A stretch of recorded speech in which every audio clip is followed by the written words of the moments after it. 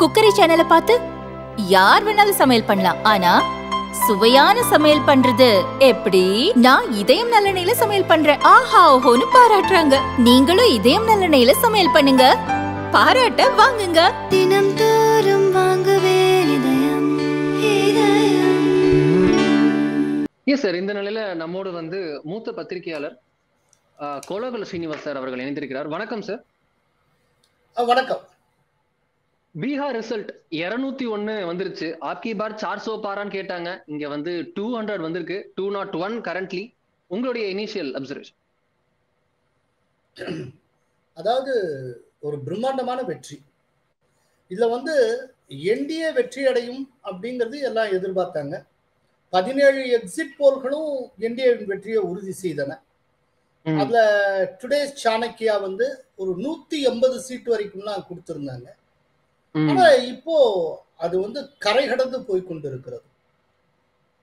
இதுல 150 சீட் வரைக்கும் உண்டானது என்டிஏவுக்கு இயல்பாகவே கிடைத்த வெற்றி. 150 சீட்டுங்கிறது அவங்க முயற்சியில அவங்களுக்கு கிடைச்சது. இந்த 150க்கு மேல போயிட்டு இருக்கிறது அப்படிங்கிறது எல்லாமே மகா கட்பந்தன் செஞ்ச ஸ்ட்ராட்டஜிக் பிளண்டர்ஸ் மூலமா கிடைச்சது.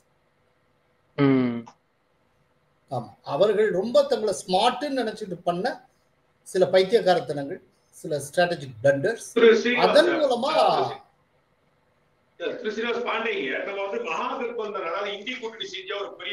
காரணமா சொன்னீங்க. அதுல ஒரு கவனிக்க வேண்டிய விஷயம், தேஜஸ்வி யாதவ் வேலையின்மை, நாம இளைஞர்களுக்கு வேலை வாய்ப்பு கொடுப்போங்கிற மாதிரி வேற ஒரு அவங்களுக்கு வழக்கத்துக்கு மாறாக ஒரு ப்ராக்ரசிவ் விஷயத்தை ட்ரை பண்ணி போகும்போது ராகுல் காந்தி உள்ள ஒரு டீரெயில் பண்ணி ஓட் சோரின்னு கொண்டு போறாரு.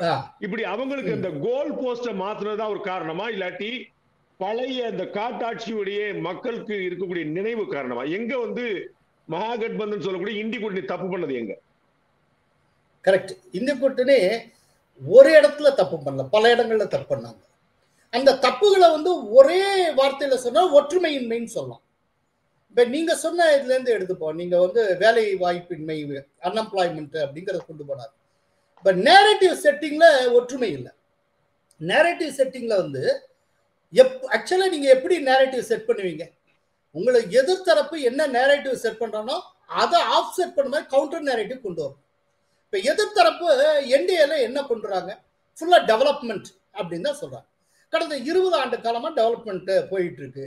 அதுக்கு முந்தைய இருந்த ஜங்கல் ராஜை பாருங்க, காட்டாட்சி தர்பாரை பாருங்க, இதெல்லாம் அவங்க நினைவுபடுத்துறாங்க. இப்படி போறாங்க.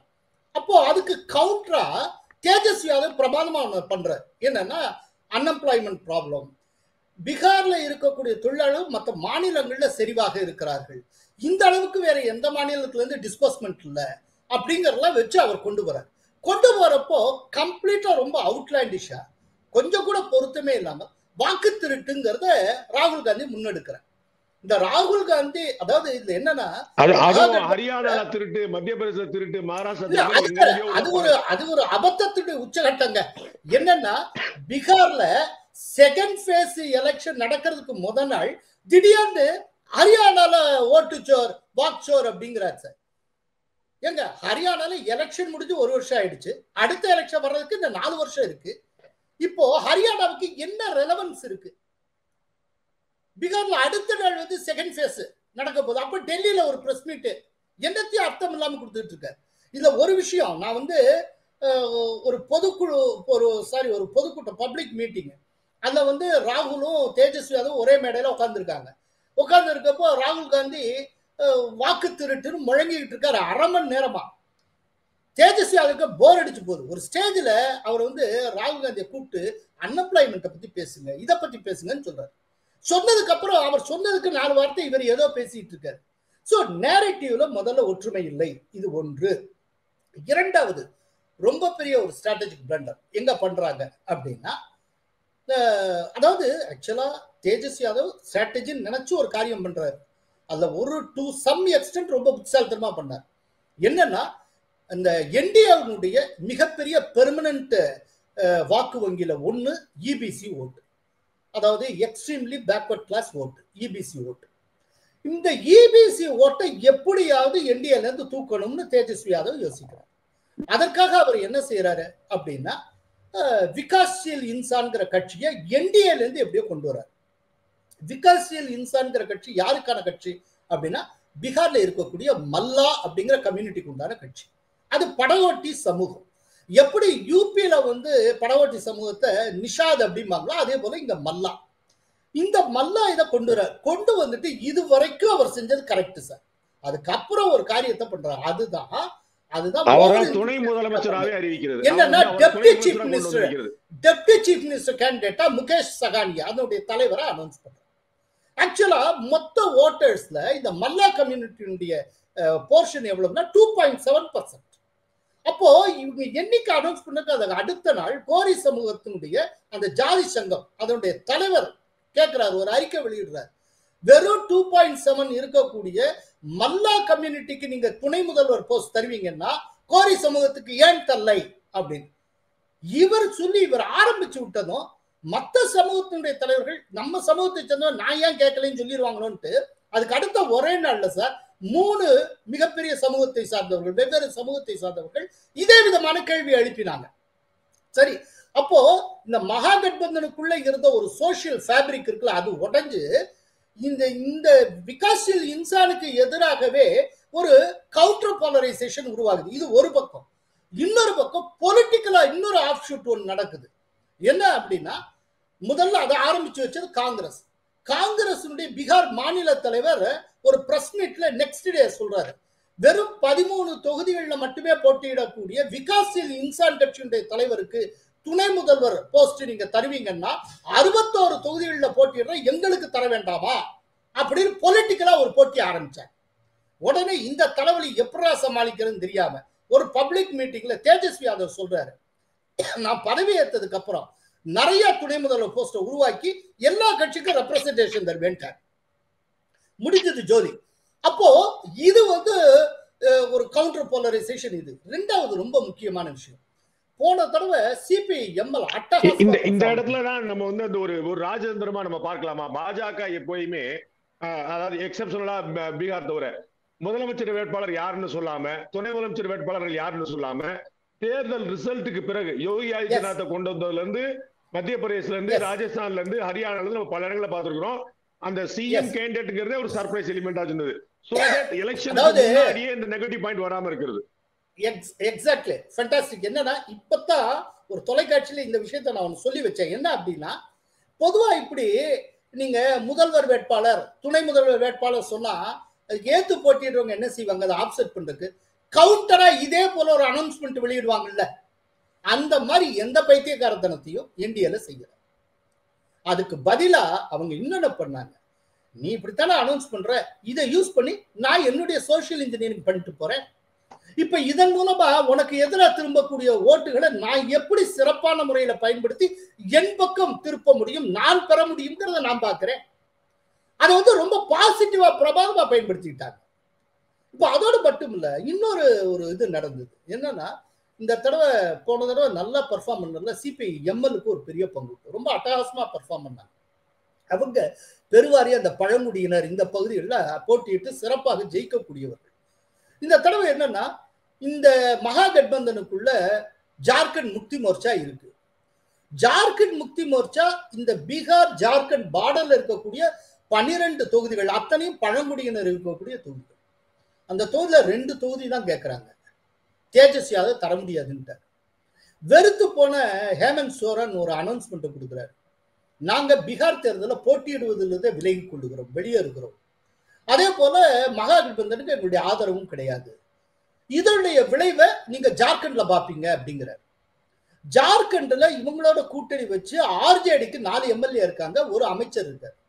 இங்க அனௌன்ஸ்மெண்ட் வந்த அன்னைக்கு ஆர்ஜேடி அமைச்சர் அவர் எக்ஸ்பெல் பண்ணிடுறாரு. இவ்வளவு நடக்குது. இன்னைக்கு பாத்தீங்கன்னா அந்த பெல்ட்ல 12 தொகுதியிலும் மகாகட்பந்தன் வீழ்ச்சி அடைகிறது. இவங்களுடைய சப்போர்ட் இல்ல. இப்படி ஒவ்வொரு இடத்துலயும் அதே போல குடும்பத்துக்குள்ள சண்டை. தேஜஸ்வி யாதவை எதிர்த்து அவருடைய பிரதர் தேஜ் பிரதாப் யாதவ் எலெக்ஷனுக்கு முன்னால வெளியில வர்றாரு. தனியா ஜனசக்தி ஜனதா தளம்ங்கிற ஒரு கட்சி ஆரம்பிச்சு அவர் பல தொகுதிகளில் போட்டியிட்டு. அப்படியே நம்ம வந்து தமிழ்நாட்டு கன்வெர்ட் பண்ணி இந்த சினாரியோ கொண்டு வந்து பார்த்தோம்னா அதிமுக இருந்து அம்மா மக்கள் முன்னேற்ற கழகம் தனியா இருக்கு, தேஜஸ்வி யாதவுடைய பிரதர் பிரதாப் வந்து தனியா நிக்கிறாரு. இந்த மாதிரி குட்டி குட்டி கட்சியில சேர்க்கறதுல ஒரு தயக்கம் இருக்குது. அம்மா மக்கள் முன்னேற்ற வெளியே இருக்குது, பாமக என்ன செய்ய போகுதுன்னு தெரியல, தேமுதிக என்ன செய்ய போகுதுன்னு தெரியல, செங்கோட்டையன் வந்து ஒரு பிரதர் போல வெளியே போறாரு. இந்த சினாரியோ அதே மாதிரி பீகார்ல ஆளுங்கட்சியா இருக்கக்கூடியது வந்து இன்டாக்டான ஒரு அலையன்ஸை வச்சிருந்தது. அதுவும் சொல்ல போனா வந்து அப்பப்ப பிரிஞ்சிருந்தோடைய கூட்டணி கூட பிரியாம சிராக் பாஸ்வான், நிதிஷ்குமார், பிஜேபின்னு எல்லாருமே இன்டாக்டா இருந்தது. இந்த சினாரியோஸை தமிழ்நாடோட எப்படி கம்பேர் பண்ணுவீங்க? இதுல வந்து ஒரு விஷயம், நீங்க தேஜ் பிரதாப் யாதவ் வெளியில போனதையும் இங்க டிடிவி தினகரன் வெளியில போனதையும் நான் கம்பேர் பண்ண தயாரா இல்லை.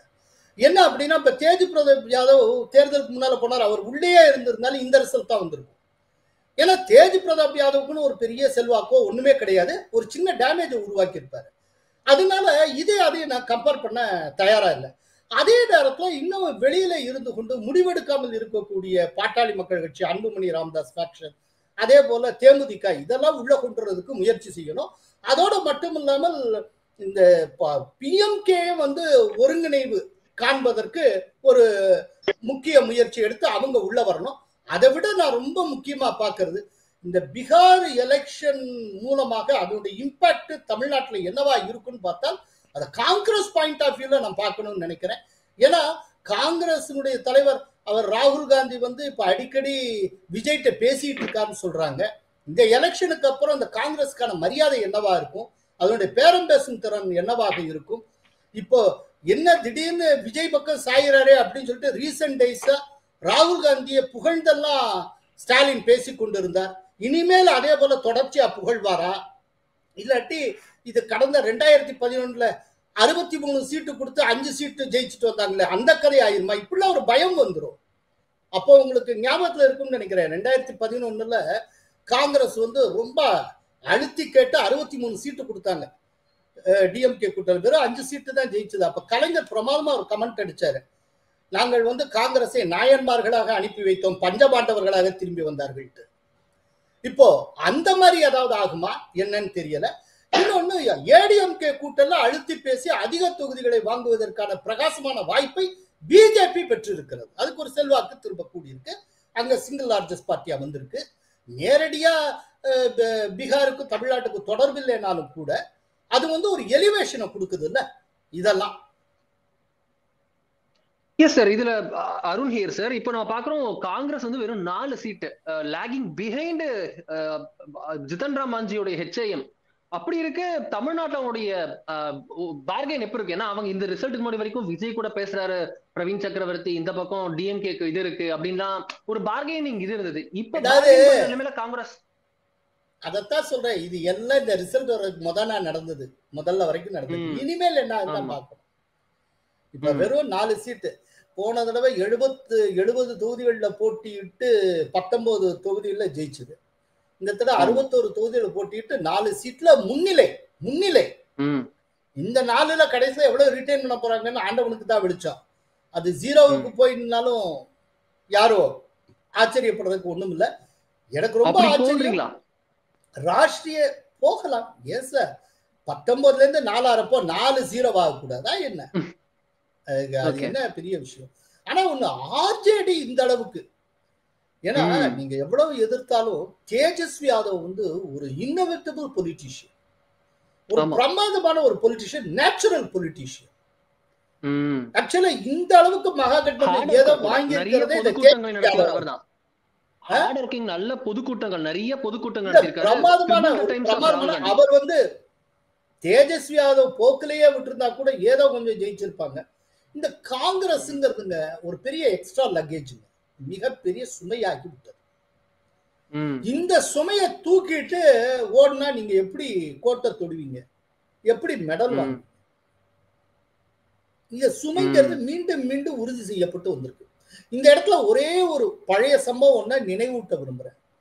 2020 தேர்தல், அதுல மகாகட்பந்தன் ஜஸ்ட் 0.2% ஓட்டு வித்தியாசத்துல ஆட்சியை இழக்கிறது. அன்னைக்கு என்டிஏவுக்கும் மகாகட்பந்தனுக்கு இடையில வெறும் 12,000 தான் வாக்குகள் வித்தியாசம். நூலிழையில ஆட்சியை கோட்டை விட்டார். அப்ப பாட்னால வச்சு ப. சிதம்பரம் சொன்னார் ரொம்ப முக்கியமான விஷயம். அதாவது காங்கிரஸ் தன்னுடைய உயரத்துக்கு ஏற்ப ஆசைப்பட வேண்டும், பேராசைப்படக்கூடாது. காங்கிரஸ் தான் போட்டியிடும் தொகுதிகளை 30ஆகவோ அல்லது 40ஆகவோ குறைத்து கொண்டிருந்தார் இந்த நேரம் மகா கட்பந்தன் ஆட்சியை பிடித்திருக்கும் அப்படின்னு. ஆனால் வரலாற்றிலிருந்தும் தேர்தல் தோல்விகளிலிருந்தும் எப்போதும் எந்த பாடத்தையும் காங்கிரஸ் கற்காது. அது என்றைக்குமே ஒரு உண்மத்த நிலையிலேயே இருந்து கொண்டிருக்கும். இதுல நம்ம பார்க்க வேண்டியதுன்னா பீகார்ல இருந்து தான் இந்த காங்கிரஸ் கட்சியும் சரி பிஜேபிக்கு எதிரான கட்சிகளும் சரி இந்த கேஸ்ட் சென்சஸ்ன்ற விஷயத்த கொண்டு வராங்க. இங்க இருந்துதான் ஜென்சி புரட்சியும் வெடிக்கும் அப்படின்னு பக்கத்துல இருக்க நேபாள சொல்றாங்க. இந்த கேஸ்ட் சென்சஸ் ஜென்சி இந்த ரெண்டு ட்ரம்ப் கார்டு ஆஃப் ராகுல் காந்தி டு பி பிரைஸ் சொல்லலாம். அது எப்படி நம்ம புரிஞ்சுக்கிறது? இது ஃபிளாப் அப்படின்னு கத்தம் ஹோகயா அப்படின்னு ராகுல் காந்தி சார் நாம ஒன்னும் புரிஞ்சுக்கவே தேவையில்லை சார். ராகுல் காந்தி தான் புரிஞ்சுக்க வேண்டிய நிலையில இருக்கார்.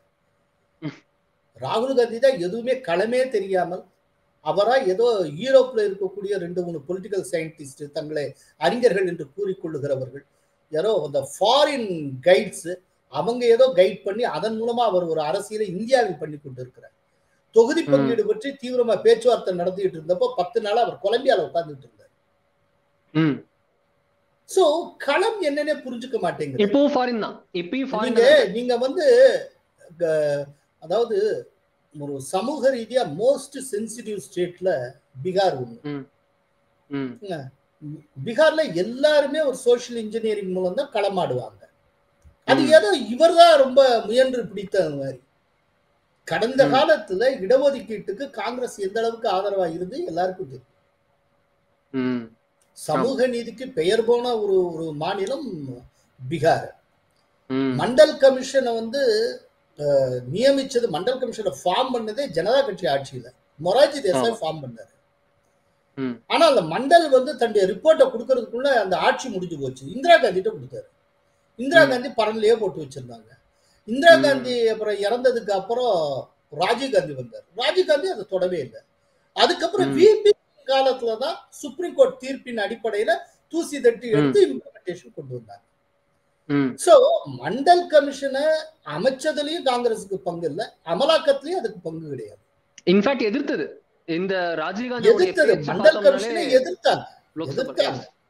ஒரு சீனியர் ஜேர்னலிஸ்டுக்கு ராஜீவ் காந்தி முன்னால கொடுத்த இன்டர்வியூல அவர் சொல்லியிருப்பார், இந்த இடஒதுக்கீடு என்கிற பெயரில் நம்ம வந்து முட்டாள்களுக்கு இடம் கொடுக்க முடியாது, அது தேசத்தை பாதிக்கும்னு சொல்றாரு. இதுதான் காங்கிரசுடைய பார்வையாக இருந்தது. அதனால இடஒதுக்கீடுக்கு எதுவுமே ஒரு துரும்பை கூட கிள்ளி போடாத ஒரு கட்சி, சமூக நீதி பற்றி என்றைக்குமே பேசாத ஒரு கட்சி, இன்னைக்கு யாரோ ஒரு ஸ்ட்ராட்டஜி சொல்றாரு, யாரோ ஒருத்தர் ஐடியா கொடுத்திருக்காங்க, உடனே இதையே சொல்லிட்டு இருப்போம் இப்போ ஒண்ணு ஆரம்பிச்சிருக்காரு. யாரோ ஒருத்தர் சொல்லியிருக்காங்க, உடனே ஓட்டு திருட்டு அப்படின்ட்டு. எங்க கோடாடு கோடி ஓட்டர்ஸ் இருக்கிற இடங்க, அதாவது இந்தியா வந்துங்க ஒரு 96-90 கோடி வாக்காளர்களுக்கு மேல இருக்கிற இடங்க. இதுல 4 ஓட்டோ 10 ஓட்டோ எங்கேயோ ஏதோ ஒரு கோளாறு இருக்குங்க. ஃபுல் ப்ரூஃபா எவனுமே பண்ண முடியாது. அந்த மாதிரி ஏதோ 4-5 வச்சுக்கிட்டு இதோ பாரீர்னா மக்களே நம்ப தயாரா இல்லையே. பீகார்ல நடந்த எஸ்ஐஆருக்கு முழு ஒத்துழைப்பு கொடுத்தது யாரு? மக்கள். இந்த ஃபார்மை ஃபில்அப் பண்ணி தந்தது யாரு? மக்கள். அந்த மொத்த ஓட்டர்ஸ்ல வந்து எலிஜிபிள் ஓட்டர்ஸ் 99% மேல எல்லாரும் அக்செப்ட் பண்ணி கொடுத்து இன்னைக்கு அவங்க அத்தனை பேரும் ஓட்டு போட்டிருக்காங்க. சுதந்திர இந்தியால 1951 இருந்து இதுவரைக்கும் நடந்திருக்க பொது தேர்தலே ஹையஸ்ட் டர்ன் அவுட் பீகார்ல இந்த தடவை தான் நடந்திருக்கு. இன்னொன்னு, பீகார்ல வன்முறையே இல்லாத தேர்தலாக இது நடந்திருக்கு. பீகார்ல 90,000க்கு மேற்பட்ட போலிங் பூத் இருக்கு. அதுல ஒரு பூத்துல கூட திரும்ப ரீபோல் நடக்கல, அதற்கான அவசியமே ஏற்படல. இதை காட்டுல பெர்ஃபெக்டா எப்படித்தான் தேர்தல் நடத்த முடியும் எனக்கு சொல்லுங்க. இதுல வந்து யூத் எல்லாம் வந்து பிஜேபி டென்ட் பண்ணிட்டு போயிட்டாங்க, விட்டுட்டு போயிட்டாங்க. அவங்களுக்கு பெரிய இது இருக்கு. ஜன்சுராஜ் பக்கம் போறாங்க, இவங்க பக்கம் போறாங்க. ஜென்சி இந்த 2000க்கு பிறகு பிறந்தவங்க எல்லாம் காங்கிரஸ் சூஸ் பண்றாங்களோ இல்லையோ, பட் பிஜேபி சூஸ் பண்ற நிலைமையெல்லாம் அவங்க இல்ல அப்படின்ற மாதிரி ஒரு பிம்பம் இருக்கிறது. மோடி அண்ட் கோ ஷுட் அவங்களுக்கு புரிய வைக்கணும், ஜங்கிள் ராஜ்னா என்ன, யூபிஏ ராஜ்னா என்ன அப்படின்னு நிறைய பேர் இந்த எக்ஸிட் போல்ஸ்க்கு அப்புறம் அட்வைஸ் கொடுத்ததை பாக்குறோம். நீங்க அதை ஏத்துக்கிறீங்களா சார்? உண்மையுமே இந்த நியூ ஏஜ் ஜெனரேஷன் பிஜேபி கூட ஏலியனேட் இருக்காங்க. இது எல்லாமே மீடியா கிரியேஷன், எல்லாமே மீடியா கிரியேஷன். நான் ஒண்ணு சொல்றேன், நீங்க இவ்வளவு சொல்றீங்கல்ல, அண்மை காலமா பெரிய திருவிழாவோ இல்ல கோயிலுக்குலாம் போய் பாருங்க, சபரிமலைக்கு போய் பாருங்க, எங்க வேணாலும் போய் பாருங்க. அந்த பெருமளவு கூட்டத்துல பெருமளவு இருக்கிறது இளைஞர்கள் தாங்க. இது இவங்களா ஒரு நேரேட்டிவ் செட் பண்றது. அதே போல இவங்களாவே ஒரு பிரசாந்த் கிஷோர்னா அவர் யூத் ஐகானுக்கு உண்டானவர் அப்படின்னு இவங்களாவே ஒண்ணு சொல்லிக்கிறது. இன்னைக்கு இந்த எலெக்ஷன் ரிசல்ட்ட பாருங்க, ரெலவன்ஸே இல்லையே. அவர் எங்க இருக்காருன்னே தெரியலையே பிரசாந்த் கிஷோர். ஜஸ்ட் 2 நாளைக்கு முன்னால அவசரப்பட்டு ஒரு இன்டர்வியூ கொடுத்தாரு ஒரு மீடியாவுக்கு. ஐக்கிய ஜனதா தளம் 25 சீட்டுக்கு மேல வாங்கிடுச்சுன்னா என் பேரை மாத்தி வச்சுக்கோங்கன்னு சொன்னாரு. என்ன ஆச்சு? அரசியலிட்டே போயிடலாம் சொல்லியிருக்காரு. என்னத்தையும் அவர் அடிக்கடி எதையா சொல்றாரு. என்ன பாவம், அவர் ஸ்ட்ராட்டஜிஸ்டாவே இருந்திருக்கலாம். அவர் அரசியல்வாதியா வந்ததுக்கு அப்புறம் ஸ்ட்ராட்டஜிஸ்ட்ங்கிற முறையில் அவர் சேர்த்து வைத்திருந்த அத்தனை மரியாதையும் அவர் இழந்து கொண்டிருக்கிறார். லாஸ்ட் கொஸ்டின் சார், நான் உங்ககிட்ட கேட்கணும்னு நினைக்கிறது, இந்த இதுல பிஜேபி 2024 அந்த நம்பருக்கு அப்புறம் அடுத்தடுத்து வெற்றிகள் ஹரியானா, மகாராஷ்டிரா, டெல்லி, இப்போ பீகார், நடுவுல 2 இடத்துல தோற்றாலும் அந்த 2 இடமும் மாநில கட்சிகளிடம் இருக்கிறது. பாஜக இவ்வளவு விக்ரஸா இறங்கி இருக்கிறது. அடுத்து இது என்ன பாடம் இந்த பீகார் விட்டு இந்த எல்லா வெற்றியும் அடுத்த ஸ்டேட்ஸுக்கெல்லாம் உங்களுடைய என்ன நினைக்கிறீங்க, உங்க அப்சர்வேஷன்? இப்ப அடுத்தாப்புல நெக்ஸ்ட் இயர்ல ஒரு 5 மாநில தேர்தல் வரப்போகிறது. தமிழ்நாடு, கேரளா, வெஸ்ட் பெங்கால், பாண்டிச்சேரி, இது எல்லாத்துக்கும் வரப்போகிறது. இப்போ அதுல ஒரு சிறப்பான முறையில போட்டியிடுங்கிற உத்வேகத்தை இந்த தேர்தல் பிஜேபிக்கு வழங்கும். அப்புறம் ஒவ்வொரு மாநிலத்துல கூடுதல் தொகுதியில கேட்டு பெறுவதற்கான ஒரு வாய்ப்பை, ஒரு திறப்பை இது உருவாக்கும். இன்னும் விகரசா இவங்க பாடுபடுறதுக்கான ஒரு உந்துதலை அது தரும். ஏன்னா எதிர்கட்சிகள் தரப்புல ஆளுகிற மாநிலங்கள்லேயே திமுக அரசு தந்தது மாதிரி தலைவலியை வேற யாரும் தரல மத்திய அரசுக்கு. அவங்க போட்ட ஒரு வழக்குலதான் ஜனாதிபதிக்கே காலக்கெடு நிர்ணயிக்கப்பட்டது. அதனாலதான் ரொம்ப ரீசெண்டா அமித்ஷா சொல்லி இருந்தார், வருகிற தேர்தலில் திமுக அரசை வேரோடு பிடுங்கி எறிவேன் அப்படின்னு அவர் சொன்னார். அவ்வளவு கோவப்பட்ட காரணம் அதுதான். இந்தியா முழுக்க ரூபாய்க்கான ஒரு லோகோ, ஒரு லட்சணையை நம்ம அக்செப்ட் பண்ணியிருந்தா இவங்க தனியா வேணும்னு ரூன்னு ஒண்ணு போட்டுப்பாங்க. ஒவ்வொன்றுலையுமே ஏதோ ஒரு விதத்துல ஒரு அபரேஷன் இருக்கு. அந்த தேசிய ஒருமைப்பாடு அப்படிங்கறதுலேருந்து கொஞ்சம் விலகி போறாங்களோ அப்படிங்கிற ஒரு பார்வையை இப்போது இருக்க திமுக அரசு உருவாக்கி இருக்கு. அப்படிங்கிறப்போ திமுக அரசு மீண்டும் மீண்டும் திமுக ஆட்சியை பிடித்து விடக்கூடாது அப்படிங்கறத ரொம்ப தீவிரமா அமித்ஷா இருக்கக்கூடிய சூழ்நிலையில நேரடியாகவே அமித்ஷா தமிழகத்து அஃபேர்ஸை டீல் பண்ணிட்டு இருக்கிற ஒரு சூழ்நிலையில இந்த வெற்றி ஒரு கூடுதல் உத்வேகத்தை தரும். முன்னை காட்டிலும் குதிரை பாய்ச்சலில் போவதற்கான ஒரு உந்துதலை தரும். ரொம்ப நன்றி சார், நம்மோட பேசியிருக்கா. மிக்க நன்றி. மிக்க நன்றி.